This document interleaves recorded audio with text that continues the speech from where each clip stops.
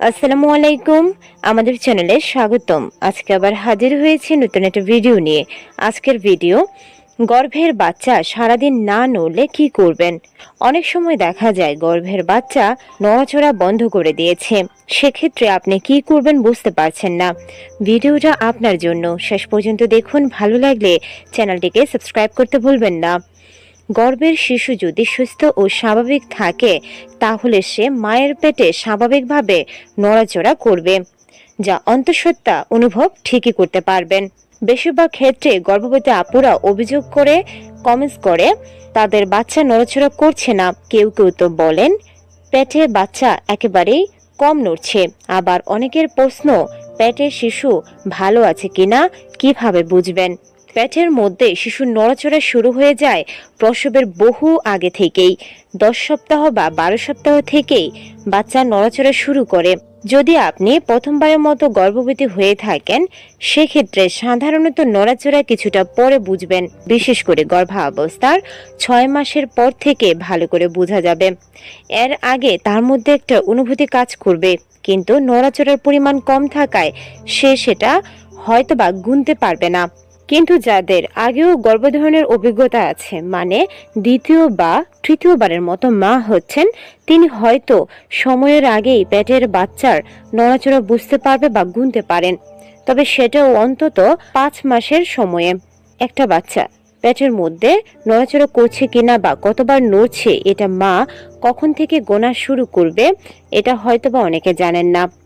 ডাক্তাররা সাধারণত 28 সপ্তাহের পর থেকে গর্ভের বাচ্চার নড়াচড়া গুনতে বলে থাকেন। প্রতি 12 ঘন্টায়, অর্থাৎ সকালে ঘুম থেকে উঠার পর থেকে রাতে ঘুমাতে যাওয়ার আগ পর্যন্ত গর্ভের শিশুর নড়াচড়া গুনাটা জরুরি।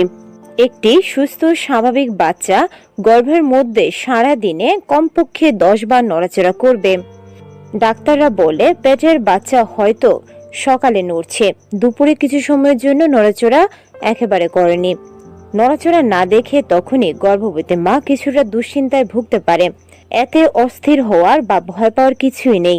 দেখতে হবে গর্ভের সন্তানটি 12 ঘন্টায় 10 বার নড়াচড়া করছে কিনা। শিশুর পরিস্থিতির উপর নড়াচড়া করে, তারাও পেটের মধ্যে ঘুমায়। যখন ঘুমায় তখন নড়াচড়া করতে পারে না। ডাক্তাররা গর্ভের বাচ্চার নড়াচড়া অনুভব করার জন্য সবচেয়ে ভালো বা উপযোগী সময় হিসেবে ভারী পেটে, মানে আপনি দুপুরে বেশ ভালোভাবে লাঞ্চ সারার পর বাম কাত হয়ে কিছুক্ষণ শুয়ে থাকবেন। তখন দেখবেন গর্ভের বাচ্চা ঠিকই নড়াচড়া করছে। মানে খালি পেটে বাচ্চার নড়াচড়া তেমন একটা বোঝা যায় না। এক্ষেত্রে যদি আপনি সকালে নাস্তার পর 3 বার, দুপুরে খাওয়ার পর 3 বার আর রাতে খাওয়ার পর 3 বার গর্ভের বাচ্চার নড়াচড়া অনুভব করেন, আর সারা দিনের মাঝখানে মূলত একবারও যদি নড়াচড়া করে, সেক্ষেত্রে ধরে নিতে হবে গর্ভের বাচ্চা সুস্থ আছে। তবে একটা লক্ষণীয় বিষয় হচ্ছে, বাচ্চা যখন নড়তে থাকে তখন কিন্তু সারাক্ষণ ধরেই নড়ে। এটাকে আপনি 1 হিসেবে কাউন্ট করতে হবে। যখন থেমে আবার নতুন করে নড়াচড়া শুরু করবে, তখন থেকে 2 কাউন্ট করবেন। অনেকেই এই ভুলটা করে থাকে, যখন গর্ভের বাচ্চা নড়াচড়া শুরু করে তখন থেকে গুনা শুরু করে। অনেকে হয়তোবা 1 থেকে 100 পর্যন্ত গুনে ফেলে। আসলে কিন্তু এটা ঠিক নয়। প্রতিবার থামলেই 1 করে গুনতে হবে। এভাবে যদি সারাদিনে গর্ভের বাচ্চা 10 বার নড়াচড়া করে, তখন বুঝতে হবে বাচ্চা সুস্থ স্বাভাবিক এবং তার বিকাশ ক্রমবর্ধমান আছে। তবে কোনো কারণে বাচ্চা যদি না নড়ে, বিশেষ করে 28 সপ্তাহের পর যদি নড়াচড়া বন্ধ করে দেয় বা নড়াচড়া একেবারে কমে যায়, সেক্ষেত্রে বাচ্চা মিনিমাম যদি 5 বার বা 6 বার নড়ে, তাহলে সেটা সবার আগে মা টের পাবেন। তাই সবসময় নড়াচড়ার বিষয়ে সতর্ক থাকতে হবে। তা না হলে কিন্তু হঠাৎ করে নড়াচড়া বন্ধ করে দিলে মা বুঝতে পারবে না। অনেকে বলে থাকে আজ কম নড়েছে, আচ্ছা কালকের দিনটা দেখি, পরশু দিনটাও দেখি না। এই অবহেলা ভুলেও করা যাবে না। গর্ভে থাকা শিশুর অবস্থা খারাপ হওয়ার প্রথম লক্ষণ হচ্ছে পেটের মধ্যে নড়াচড়া কমিয়ে দেওয়া। একটা পর্যায়ে নড়াচড়া একেবারে বন্ধ করে দেয়। এরকম অনেক দেখা গেছে বাচ্চা নড়াচড়া কমিয়ে দেওয়ায় মা অবহেলা করেছে, বলেছে আজকে কালকে বা 2-1 দিন দেখা যাক। শেষ পর্যন্ত বাচ্চাকে আর রক্ষা করা যায় না। তাই একজন মা যখনই বুঝতে পারবে গর্ভের বাচ্চা 10 বারের কম নড়ছে, তখনই দেরি না করে ডাক্তারের চেক আপ করাটা খুবই জরুরি। নিজের কথায় বা পরিবারের অন্য কোনো সদস্যের কথায় ভুলেও এই ব্যাপারটাকে অবহেলা করা যাবে না। এখন আপনার মনে প্রশ্ন আসতে পারে, গর্ভের বাচ্চা তো হঠাৎ করে নড়াচড়া বন্ধ করে দিবে না, হয়তোবা তার পেছনের কিছু কারণ থাকতে পারে বা লক্ষণও থাকতে পারে। তবে এখন আমরা জানবো কি কারণে বাচ্চা নড়াচড়া কমিয়ে দেয়। পেটে বাচ্চা নড়াচড়া কমিয়ে দেওয়ার অনেকগুলো কারণের মধ্যে একটা হচ্ছে কোনো কারণে পেটের মধ্যে অক্সিজেনের সরবরাহ কমে যাওয়া। অনেক সময় দেখা যায় পেটের মধ্যে বাচ্চা ঘুরতে ঘুরতে নাড়িটা বাচ্চার গলায় প্যাঁচ খায়, ফলে তার ব্লাড সাপ্লাই কমে যায়। এর ফলে বাচ্চা নড়াচড়া করতে পারে না বা নড়াচড়া কমে যায়। আরেকটি অন্যতম কারণ হচ্ছে গর্ভবতী মায়ের রক্তশূন্যতা। অনেকেই গর্ভাবস্থায় খাবার দাবার একেবারে খেতে পারে না, তাই শারীরিকভাবে দুর্বল থাকে, ফলে রক্তশূন্যতায় ভোগে।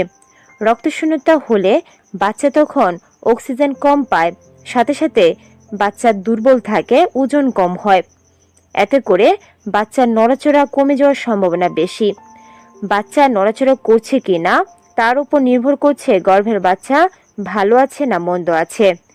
যদি নড়াচড়া কমে যায় সেক্ষেত্রে বুঝতে হবে বাচ্চা অসুস্থ, দুর্বল বা ভালো নেই। তাই গর্ভের বাচ্চার নড়াচড়া কমে গেছে এটা বোঝার সাথে সাথেই ডাক্তারের শরণাপন্ন হওয়ার কোনো বিকল্প নেই। ডাক্তার হয়তো আল্ট্রাসোনোগ্রাফি করে গর্ভের বাচ্চা কি অবস্থায় আছে সেটা বোঝার চেষ্টা করবে। তবে বাচ্চার নড়াচড়া ঠিক রাখতে, গর্ভবতীর রক্তশূন্যতা দূর করতে অবশ্যই তাকে নিয়মিত পুষ্টিকর খাবার খেতে হবে। আয়রন, ক্যালসিয়াম বা ফলিক অ্যাসিডের মতো ভিটামিন সাপ্লিমেন্টসগুলোও নিতে হবে। এগুলো গর্ভবতীকে শক্তি যোগায়, যার ফলে রক্তশূন্যতাও দূর হয়। এছাড়া নিয়মিত হাঁটাহাঁটি করতে হবে, হালকা ব্যায়ামও করতে পারে, বিশেষ করে ধ্যান বা যোগ ব্যায়াম। এতে করে শ্বাস প্রশ্বাস খুব দ্রুত চলাচল করে, যার ফলে পেটের ভিতরেও অক্সিজেন সরবরাহ নিরবিচ্ছিন্ন হতে পারে।